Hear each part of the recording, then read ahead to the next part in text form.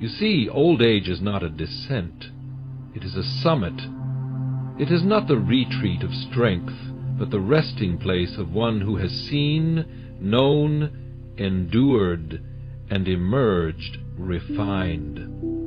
While the young may rise quickly to anger, mistaking fire for power, the aged know that true power is the ability to hold one's peace when chaos beckons. There is a strange and holy peace that descends upon the soul when the need to prove oneself dies. In youth, the heart beats wildly for recognition, for applause, for admiration, for a nod of approval from those who are often too busy to notice. But with the passing of time, the wise come to see that such efforts are wind-chasing.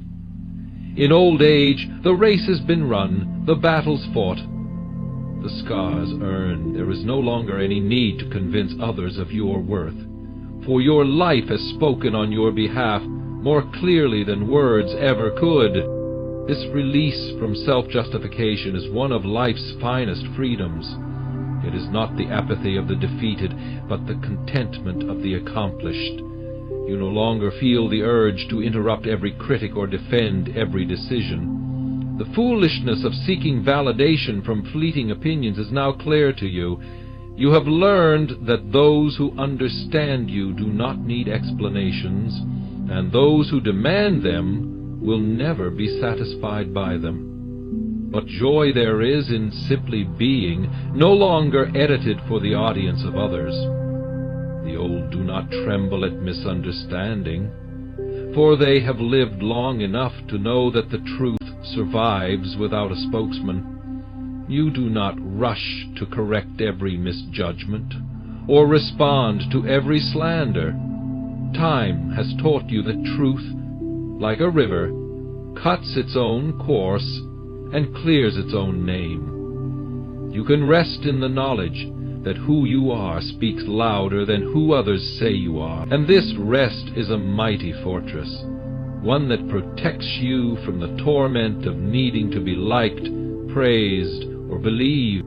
In younger days, pride demands to be heard. It raises its voice when challenged and bristles at every slight. But now, that pride has been crucified upon the years, and in its place there is dignity, a dignity that looks at accusation and smiles, that hears doubt and shrugs, that is no longer moved by the cheers or the jeers, because the soul has ceased to perform for the crowd. You sit now not in the theater of applause, but in the sanctuary of quiet certainty. And this is why anger begins to lose its grip in old age. When you are no longer seeking to prove your point, you no longer feel the sting when others reject it. When your identity is not tethered to their applause, their mockery no longer reaches you. You are no longer at war with perception, because you have made peace with who you truly are. And that peace becomes the greatest defense against every attempt to disturb your spirit. There is no tutor like time, and no classroom like the years.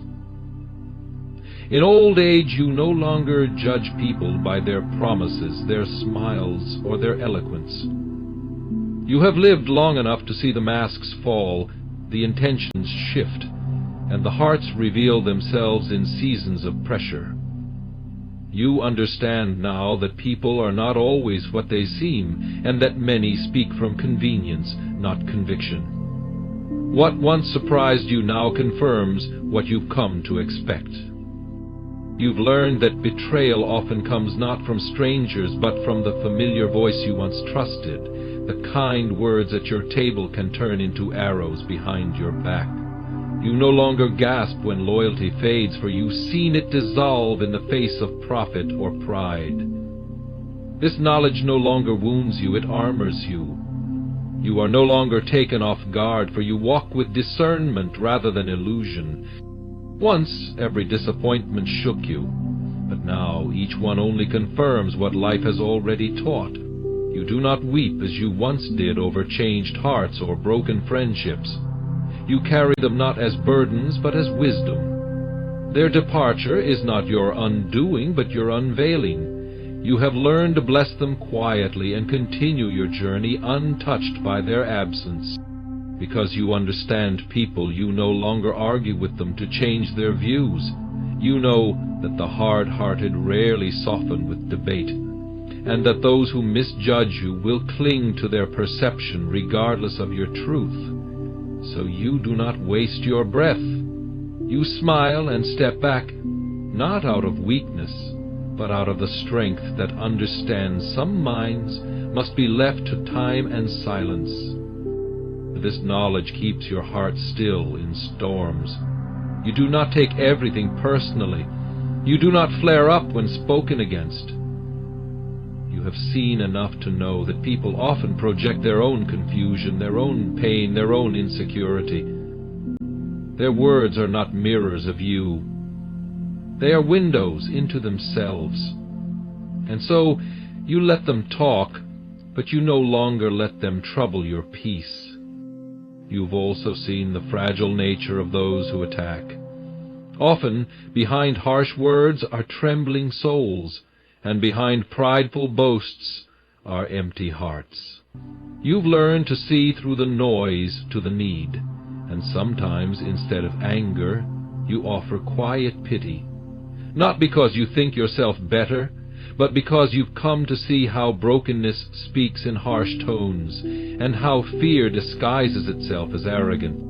And so, in old age, you are not quick to anger, not because you've grown cold, but because you've grown compassionate. You do not carry the weight of every encounter, nor do you allow the behavior of others to steal your stillness. You understand people now, and in that understanding, you've found serenity. There is a precious commodity in this world more valuable than gold or silver: energy. The years teach this lesson with undeniable clarity. In youth, energy flows like a river, boundless and often wasted on trifles and quarrels. But in old age the well runs lower, and wisdom bids the soul to guard every drop, to invest it where it yields fruit, and to protect it from needless drain. To choose your energy carefully is to become a steward of your own spirit. You no longer run headlong into every dispute or take up every offense. You see that many battles are not worth the blood they would cost. Your days of fiery retorts and endless arguments have passed. Now you conserve your strength for the things that truly matter: peace, reflection, and joy. The noise of the world is great, and the clamoring of many voices seeks to pull you into endless conflict. But the wise elder stands apart, silent and unmoved. You have learned that not every word demands a reply, and not every slight demands attention. By choosing your energy carefully, you avoid the traps that ensnare the restless and the angry. This choice is not laziness or avoidance. It is a deliberate act of preservation. You know that anger is a thief, stealing not only your peace but your health and your happiness. Each moment spent fuming is a moment lost from your remaining days. So, you refuse to give your spirit as a battleground for every petty irritation or unwarranted attack. You also understand the power of focus. When you place your energy on what uplifts and builds, rather than on what destroys and distracts, you become a beacon of calm in a chaotic world. Your presence itself speaks of strength, for it is marked not by tempest, but by tranquility. People are drawn to this steadiness because it offers refuge from their own storms. In choosing your energy, you also choose your company. You no longer exhaust yourself on those who drain your soul or who feed on conflict. Instead, you surround yourself with those who inspire peace and encouragement.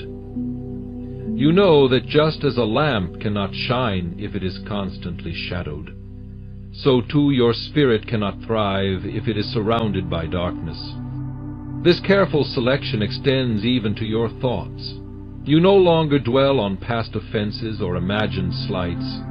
You train your mind to dwell on what is true, honorable, and good. In this way you protect your energy, not only outwardly, but inwardly. You guard your heart as a sanctuary, where peace is the ruler and anger is a foreigner. Then the wisdom to choose your energy carefully is the mark of a soul that has been refined by time and trial. It is a triumph over the impulsiveness of youth and the folly of needless strife. In this mastery you find a deep and abiding calm, one that no man can take from you. And so you walk through your days with a deliberate calm, an unshakable peace. Your energy is a treasure you no longer give away to chaos or conflict, but invest in the beauty of quiet, strength, and thoughtful living. There is no greater victory in life than the peace that comes from making peace with oneself. The journey to this place is often long and arduous, filled with moments of self-reflection, regret, and hard-earned understanding, but when it is finally attained, it settles the soul like a balm upon a wound.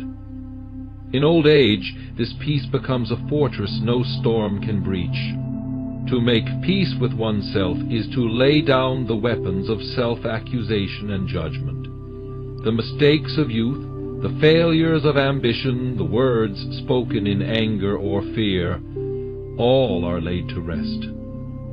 You cease the endless replay of what might have been, and instead embrace the truth of what is. This acceptance does not mean resignation or defeat, but a profound recognition that you are a work in progress, yet whole.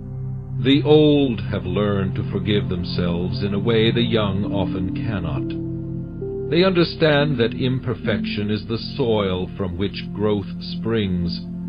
They no longer carry the heavy chains of guilt or shame, but wear the light cloak of grace. This self-forgiveness releases the soul from its torment and opens the door to genuine peace. Such peace is not fragile or fleeting. It is rooted deeply in the soul, cultivated by years of trials and triumphs. It is the calm eye in the center of life's storms. When others seek to provoke or unsettle you, this peace acts as a shield. It silences the voices of anger and offense, because you are no longer troubled by the judgments of others or the shadows of your past. You have come to understand your own heart, its desires, its fears, its limits, and this knowledge brings clarity. There is no longer a need to pretend or to hide behind masks of pride or pretense. You live honestly with yourself, and in that honesty you find a rest that transcends circumstance. This peace also brings humility. It teaches you to accept the flaws of others as well as your own. You do not demand perfection, nor do you expect the world to bend to your will. You walk gently, aware of your own humanity and that of those around you. This humility tempers your spirit, making it less reactive and more compassionate. To have made peace with yourself is to possess a deep and quiet confidence. You no longer seek approval because you are comfortable in your own skin. You carry yourself with a dignity that needs no applause, and your silence in the face of provocation is a testament to your inner strength. When your soul is at peace, anger has no home. The irritations of others, the harsh words, the unfair judgments, they fall away like chaff before the wind. You remain unmoved, not because you do not feel, but because you refuse to be controlled by fleeting emotions. Your spirit is anchored in calm resolve. This self-peace is a gift of old age, but it is also a discipline. It comes to those who have wrestled with themselves, who have looked into their own hearts and refused to turn away. It is the crown of a life well lived, the reward of a spirit grown mature. And so, having made peace with yourself, you walk through life like a river flowing gently through the valleys, unyielding yet untroubled. You are free from the storms of anger and irritation, for within you reigns a quiet kingdom of rest. The desire to control every detail of life is a fierce battle that many fight but few win. In youth the hand is clenched tightly, grasping at plans, people, and outcomes as if they were lifelines. Yet with the wisdom of years comes the humbling revelation that control is often an illusion, a brittle chain that binds more than it frees. In old age, the soul learns the sacred art of surrender, not in weakness but in strength. To let go of control is not to become passive or indifferent. Rather, it is to recognize that some battles are not yours to fight, some storms not yours to calm.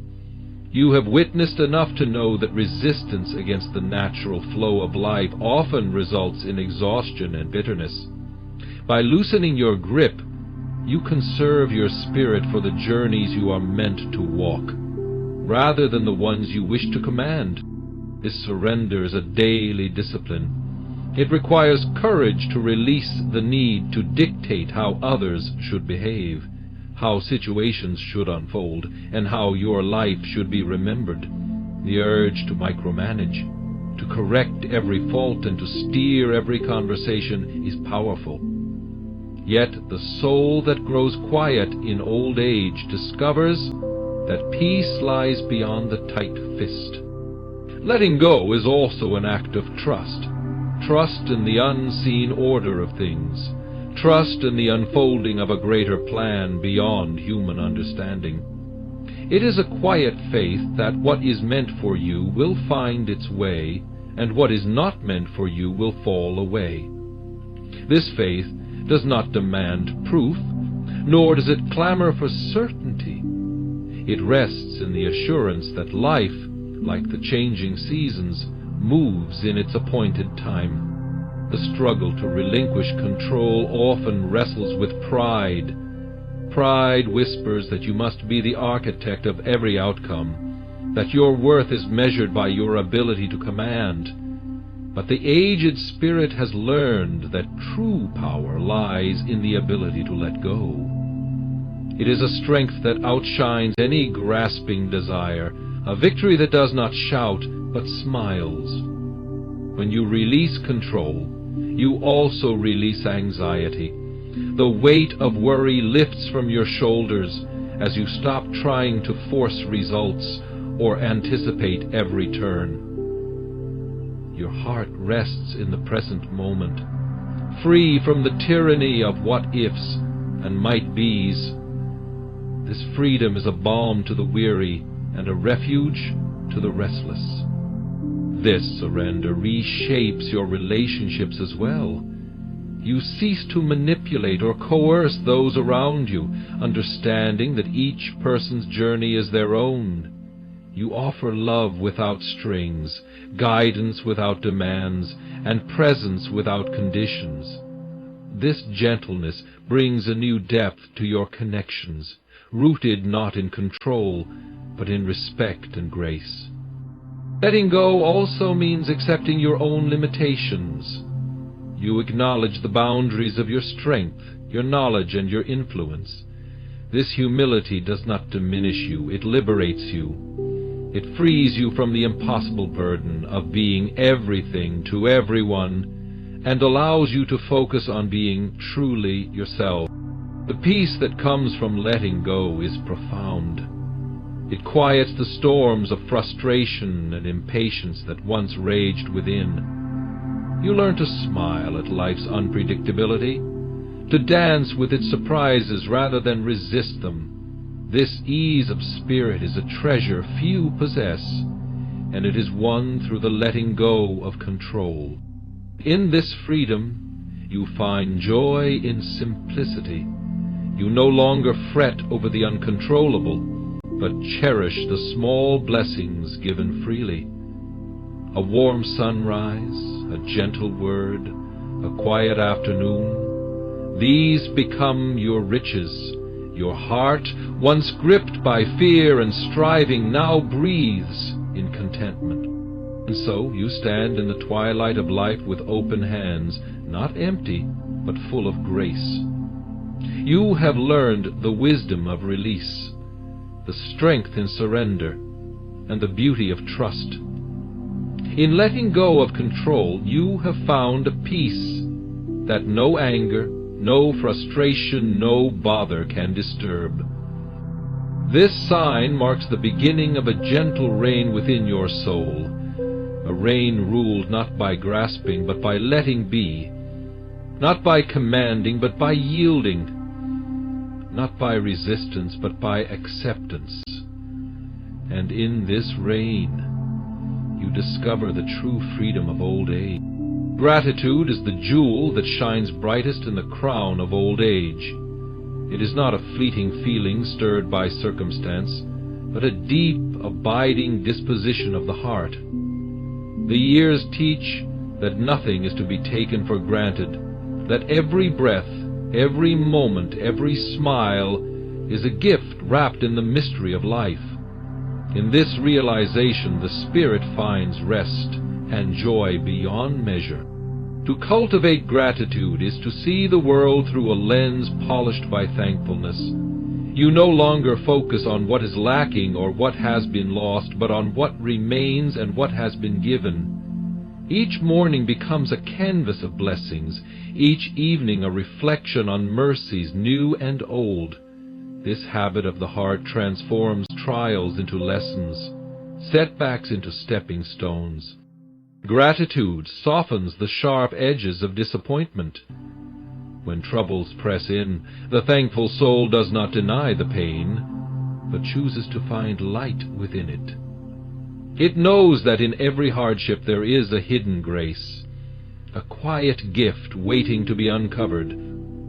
This is not blind optimism, but a clear-eyed recognition of the good that persists even in darkness. A heart cultivated in gratitude is a fortress against bitterness. The old who have learned this secret refuse to be prisoners of regret or envy. They do not squander their days lamenting what might have been or coveting what others possess. Instead, they lift their eyes to the simple wonders of life, family, friendship, health, and the beauty of the world around them. Gratitude also brings humility. It teaches the soul to acknowledge its dependence on gifts beyond itself. You recognize that no blessing is solely earned or deserved. Each joy is a thread woven into the tapestry of grace that covers your life. This humility does not diminish your worth, but magnifies the goodness that sustains you. When gratitude fills the heart, it overflows in kindness. The thankful person is quick to bless others, to share freely, to give generously. There is a sweetness in their spirit that touches all who come near. Their words carry the warmth of appreciation, and their actions are marked by a gentle generosity born of abundance. This cultivated heart changes the way you view people. You find it easier to forgive, easier to overlook faults, easier to love. Gratitude opens your eyes to the good in others, even when it is hidden beneath layers of struggle or sorrow. It creates a spirit of compassion that softens harsh judgments and replaces them with understanding. A grateful heart is also a peaceful heart. When you count your blessings, the cares of the world lose their grip. Worries that once clouded your mind are replaced by a quiet assurance. You rest in the knowledge that you have been given enough, and that what you have is good. The practice of gratitude is not only for times of plenty, but especially in seasons of loss. It is a light that does not flicker even when the night is darkest. You learn to be grateful for the memories that no one can steal, for the lessons learned in hardship, and for the strength born from endurance. In cultivating gratitude, you become a witness to the goodness of life itself. You remind others that even amid struggle there is much to be thankful for. Your spirit becomes a beacon, shining brightly in a world often dimmed by complaint and dissatisfaction. This heart of gratitude is the secret to growing old without bitterness or anger. It is the soil in which peace, joy, and contentment take root and flourish. The years have taught you that a thankful soul is an unshakable fortress, a garden that blooms eternal. And so, with each breath and each moment, you nurture this gratitude. You gather the small mercies like precious stones and wear them close to your heart. In doing so, you stand firm against the storms of life, unbothered, uninjured, and deeply at peace.